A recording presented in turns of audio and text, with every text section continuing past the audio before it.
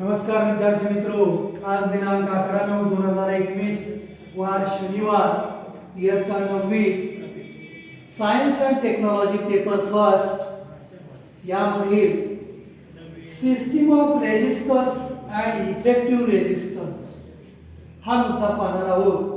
म्हणजे रेजिस्टर जोडण्याची पद्धत आणि परिणामी त्याचा रेजिस्टन्स काय असतो हे पाहायचं आपण. यामध्ये a resistance is a two-ended component having a given amount of resistance between its two ends. The several electrical devices, a number of resistors are connected together in a different ways. Ohm's law is applicable to all such connected resistors. पहा, आपल्याला पुढे जाणारा current voltage हे कमी करायचं आहे का वाढवायचं आहे ह्याच्यावर डिपेंड आहे की त्या सर्किटमध्ये रेजिस्टन्स किती जोडायचे, कसे जोडायचे ते. आता रेजिस्टन्स इन सिरीज मध्ये पहा, रेजिस्टन्स इन सिरीज हे याची आकृती पहा. याचं सर्किट एक, दूसरा, तिसरा, तीन रेजिस्टर्स यामध्ये जोडलेले आहेत. याचं सर्किट पहा, हे कॅप की आहे. त्यानंतर ही बॅटरी जोडलेली आहे. हे बॅटरीचं पॉझिटिव्ह टोक, हे निगेटिव्ह टोक. ह्या रेजिस्टन्स R1, R2, R3 ही सी आणि हा पॉइंट डी याला अक्रॉस हा व्होल्टमीटर आहे. हा V1 आहे. इथं जोडलेला हा V2 रीडिंग आहे. इथं जोडलेलं हे V3 एवढं पोटेन्शियल डिफरन्स आहे. आणि या सगळ्यांना अक्रॉस जे जोडलं आहे ते पोटेन्शियल डिफरन्स म्हणजे V हे आहे. पहा, या सर्किटमध्ये इथं करंट हे एम्पियर मीटर आहे. इथं हे पॉझिटिव्ह टोक, हे निगेटिव्ह टोक. इथून करंट वाहतोय, I हा करंट वाहतोय. या ठिकाणी पहा, you can see that the ends of the three resistors are connected so that they follows one after the other in single line.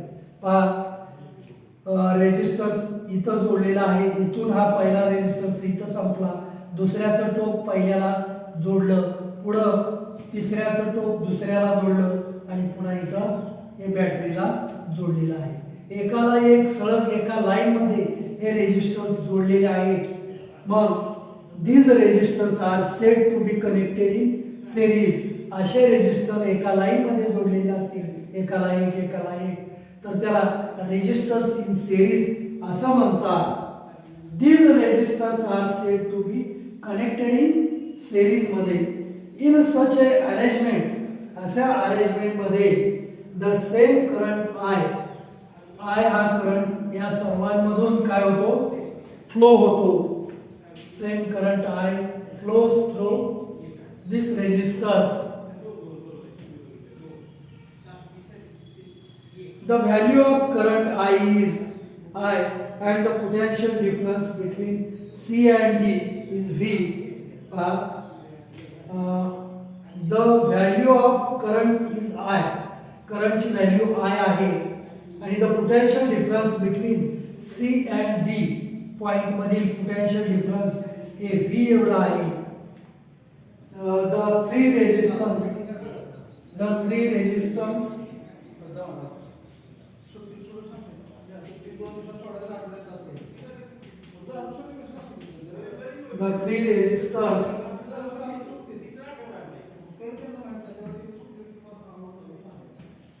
R1, R2 and R3 are are connected in series मध्ये जोडलेले आहे in the circuit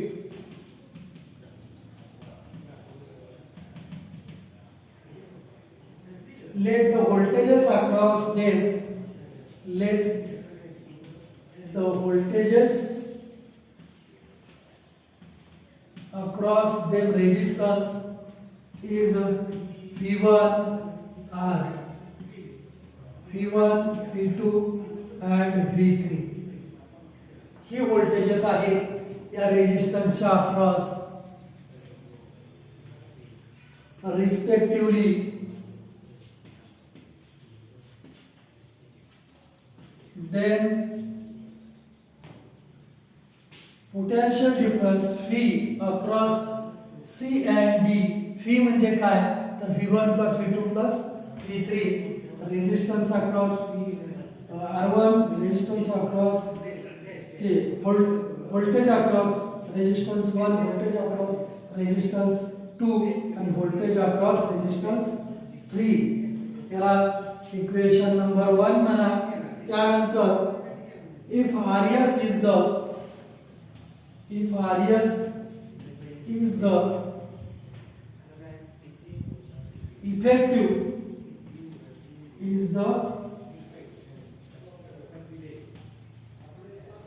effective resistance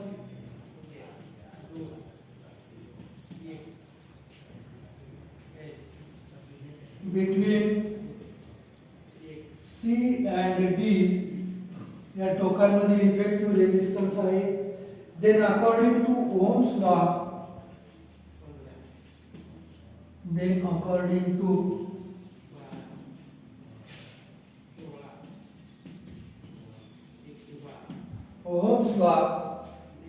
हे V म्हणजे ohms law नुसार phi Rs and V1 is equal to IR1, V2 is equal to IR2 and V3 is equal to IR3. Now from equation 1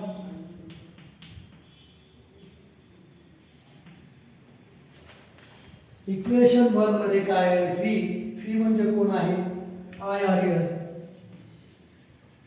fee म्हणजे IRS V1 म्हणजे IR1 is equal to IR1 plus V2 म्हणजे IR2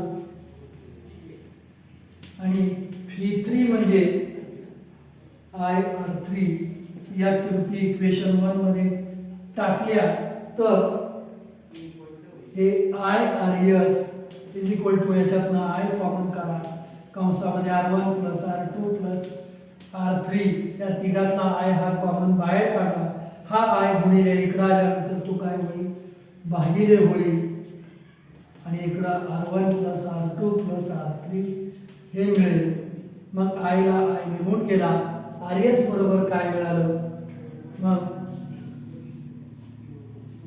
RS is equal to R1 plus R2 plus R3 जर का series मध्ये resistance जोडले तर त्याचा परिणामी एकूण रेजिस्टन्स या तिघांचा एकूण रेजिस्टन्स R म्हणजे आणि तो सिरीज मध्ये आहे म्हणून RS परिणामी रेजिस्टन्स याचा एकूण हा काय येतो तर त्यामध्ये किती रेजिस्टन्स जोडले त्या रेजिस्टन्सच्या किमतीची बेरीज येते R1 plus R2 plus R3 हा परिणामी रेजिस्टन्स म्हणजे काय तर त्या अक्रॉस जोडलेल्या सर्व रेजिस्टन्सची बेरीज RS is equal to R1 plus R2 plus R3 dash dash dash किती रेजिस्टन्स असतील तेवढे म्हणजे परिणामी रेजिस्टन्स या सर्किट मध्ये RS is equal to R1 plus R2 plus R3 असं मिळतं यानंतर पहा थोडक्यात आपण यामध्ये काय शिकलो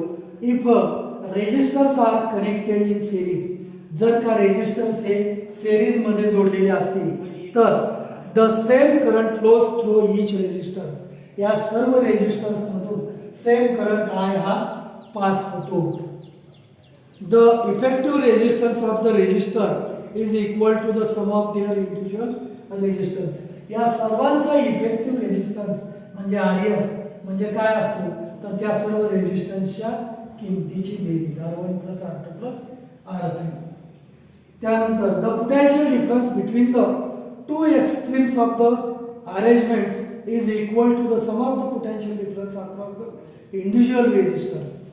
या तिघांच्याही अक्रॉस असणारं पोटेन्शियल डिफरन्स हा किती असतं तर या तिघांच्याही अक्रॉस असणाऱ्या पोटेन्शियल डिफरन्सची बेरीज असते. And the effective resistance is larger than each of the individual resistors. या सर्किटमध्ये सिरीजमध्ये रेजिस्टन्स असतील तर या प्रत्येक रेजिस्टन्स पेक्षा हा इफेक्टिव्ह रेजिस्टन्स हा काय असतो जास्त असतो. This arrangement is used to increase the resistance in circuit and decrease current. मग ही अरेंजमेंट सर्किटमध्ये कशासाठी वापरली जाते तर रेजिस्टन्स वाढवण्यासाठी आणि त्यातून वाहणारा करंट हा पुढं कमी जावा याच्यासाठी. हे रेजिस्टन्स इन सिरीज हे वापरतात. आणि त्यानंतर पुढे पहा एक्झाम्पल्स यावरचे आहेत. ती एक्झाम्पल्स आपण एखादं एक्झाम्पल्स यावरचं आपण पाहूया.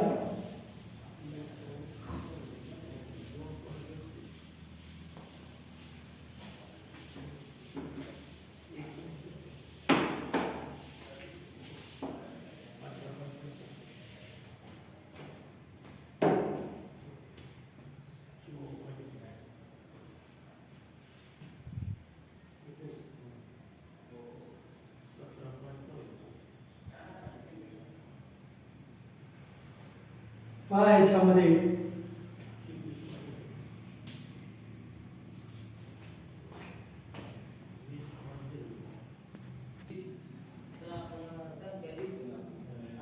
पहा रेजिस्टर्स इन सिरीज यावरील एक एक्झाम्पल आपण पाहत आहोत. Two resistors having resistances of 60 ohm and 40 ohm are connected in series.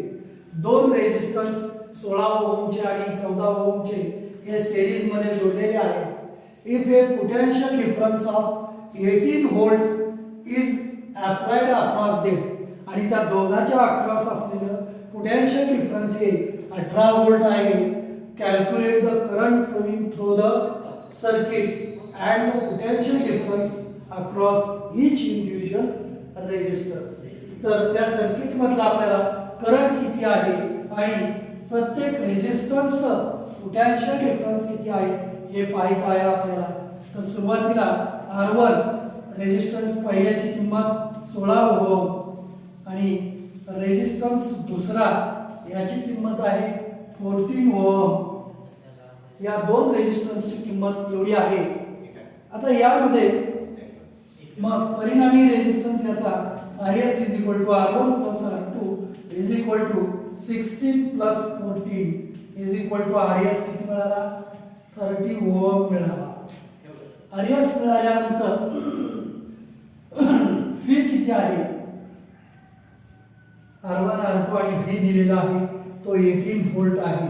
Fee is equal to I RS by Ohm's law. Ohm's law अनुसार ही किंमत मिळेल. यामध्ये मग आता फी 18 इज इक्वल टू आय माहित नाही करत आरएस ची किंमत आहे 30. मग आय इज इक्वल टू किंवा 18 अपॉन 30 इज इक्वल टू हे गुणिले 30 इकडे गेलं भागिले झालं. आता यामध्ये पहा I इज इक्वल टू 30 ने 18 ला भाग जात नाही म्हणून शून्याचा भाग घालवला. पुन्हा 18 वर एक शून्याला 180 झालं. 30 ने 180 ला भाग 3 सक 18 म्हणजे 0.6 एम्पियर एवढा करंट मिळाला. मग आपल्याला काय मिळवायचं आहे तर potential difference across each individual resistors. Individual रेजिस्टन्सला पोटॅन्शियल डिफरन्स किती येतं तर V1 is equal to IR1 and V2 is equal to IR2. हे प्रत्येक रेजिस्टन्सचा पोटॅन्शियल डिफरन्स असेल. मग V1 is equal to I, त्याची किंमत आहे 0.6 आणि R1 ची किंमत आहे 16. मग V1 इज इक्वल टू 1696 दशांश एक संख्या सोडून म्हणजे 9.6 व्होल्ट एवढा आहे. इथं V2 बरोबर काय येईल तर I ची किंमत आहे 0.6 इंटू R2 दुसरा रेजिस्टन्स 14 आहे. मग 1484 म्हणजे 84 मधील दशांश एक घर सोडून म्हणजे 8.4. V2 is equal to 8.4 volt आणि V1 is equal to 9.6 volt हे मिळेल. I ची किंमत I is equal to 0.6 ampere. या तिन्ही किमती आपण या त्याच्यावरून मिळवल्या. आता पहा effective to find the effective resistance